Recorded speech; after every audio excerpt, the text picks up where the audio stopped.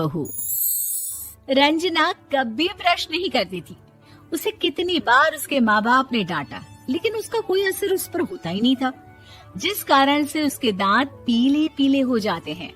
शादी के बाद अरे बहू, वैसे तो तुझ में कोई कमी नहीं है, पर तेरे दांत इतने पीले कैसे हैं बेटा? कैसे मतलब? कोई सर्जरी थोड़ी ना कराई है। वो तो क्या नाम, मैं ब्रश नहीं करती थी तो पीले हो गए। अब क्या करूं? आप कहें तो लाल करवा लूं या फिर काले? यार ये क्या है, क्यों माँ से लड़ रही हो? लड़ रही हूँ? अरे मैं लड़ रही हूँ या ये बोल रही है कि दांत पीले हैं, पीले। अरे तपस्या थोड़ी ना की है इन्हें पीले करने के लिए। बकायदा ब्रश नहीं किया है 20 साल तक, तब जाकर। छी, कैसी बात कर रही हो?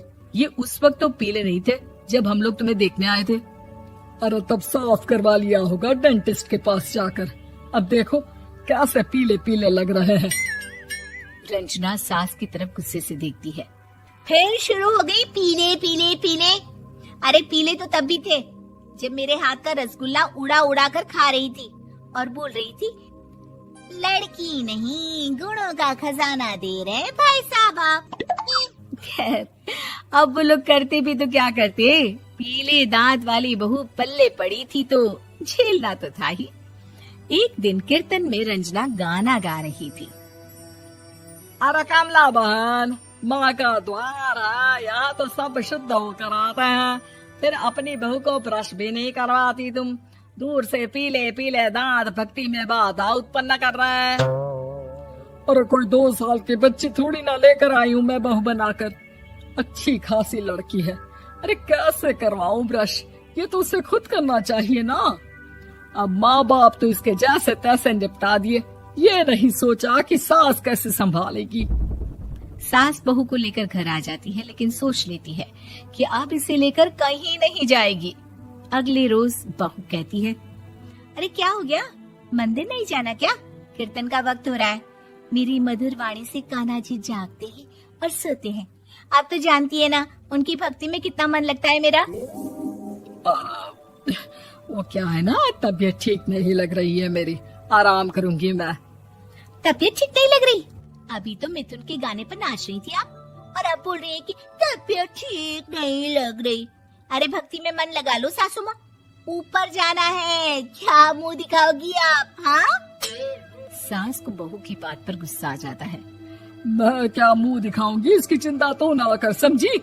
अपने मुंह की चिंता कर, जो ये पीले पीले दांत लेकर हर जगह पहुंच जाती है। पता है लोग कितना मजाक बनाते हैं। ना जी ना, मैं नहीं जाना कहीं तेरे साथ।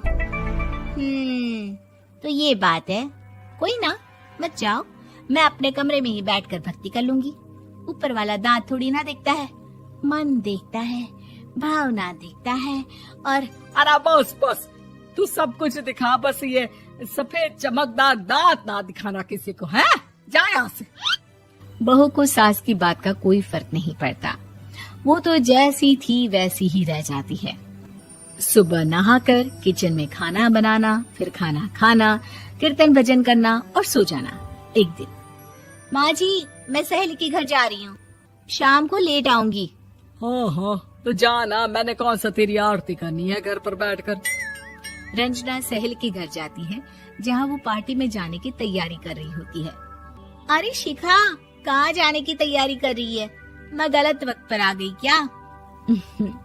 अरे नहीं यार, उल्टा सही वक्त पर आई है। मैंने ये साड़ी और ज्वेलरी निकाली है यार, शाम को इनके ऑफिस की एक पार्टी में जाना है। बताना कैसा लग रहा है ये सब? नहीं यार, इस ड्रेस के साथ तो वो वाली ज्वेलरी अच्छी लगेगी। हाँ हाँ सही बोल रही है, मैंने ध्यान ही नहीं दिया। वैसे तो हमेशा से मस्त फैशन सेंस रखती है। तो बड़ा जाती होगी ना पति के साथ पार्टी में। रंजना कुछ नहीं बोलती, बस सोचती है कि यार काश ये बात सही हो जाती, पर मैं क्यों नहीं जाती पार्टी में? क्या इन लोगों की कोई पार्टी होती नहीं होगी? रंजना घर आती है और रात में पति से सवाल करती है, एक बात बताइए, आप मुझे किसी पार्टी में क्यों नहीं ले जाते? क्या आपके यहाँ ऑफिस में पार्टी नहीं होती? पति बेचारा क्या कहता कि दांत पीले हैं तुम्हारे इसलिए। अरे कोई पार्टी होती नहीं हम लोगों के ऑफिस में, तो कहाँ से लेकर जाऊं? और मार्केट, मॉल, कहीं वीकेंड घूमना, कहीं तो। अरे यार, सारे हफ्ते में एक छुट्टी मिलती है, तो सोचता हूँ कि आराम ही कर लूं। क्यों? रंजना मन मार के रह जाती है। पहले कभी सास के साथ मंदिर जाया करती थी, लेकिन वो भी सास ने ले जाना बंद कर दिया। घर बैठी बैठी रंजना बोर हो जाती है। तभी उसे आइडिया आता है और वो मायके जाने का सोचती है।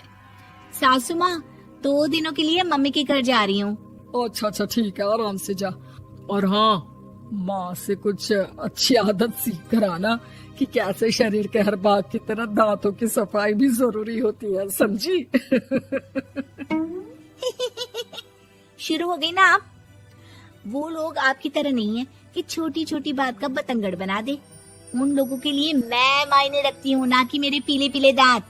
रंजना माँ को बिना बताए उन लोगों को सरप्राइज देती है, लेकिन जैसे ही वो दरवाजे पर पहुंचती है, अंदर देखती है कि घर वाले कहीं जा रहे होते हैं। अब माँ, काश रंजना दीदी के दांतों वाली प्रॉब्लम नहीं होती, तो वो भी हम लोगों के साथ चलती ना बुआ जी की बेटी की शादी में। हाँ बेटा, लेकिन अब उसे कौन समझाए कि उसको उसके पीले दांत नहीं दिखते, लेकिन उसके आसपास के लोगों को कितना एम्बैरेसिंग फील कराते हैं।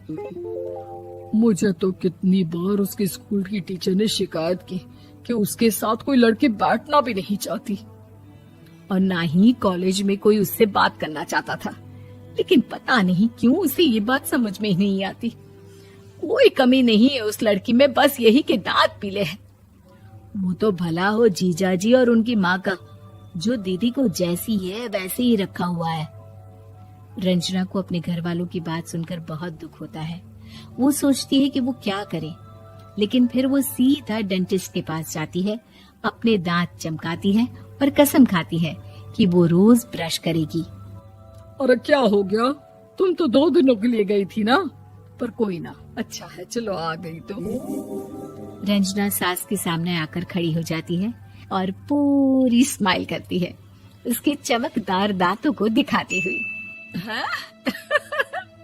चले मंदिर। माँ, मुझे माफ कर दीजिए, मैंने आप लोगों को बहुत एम्बैरेसिंग फील करवाया। मैं आज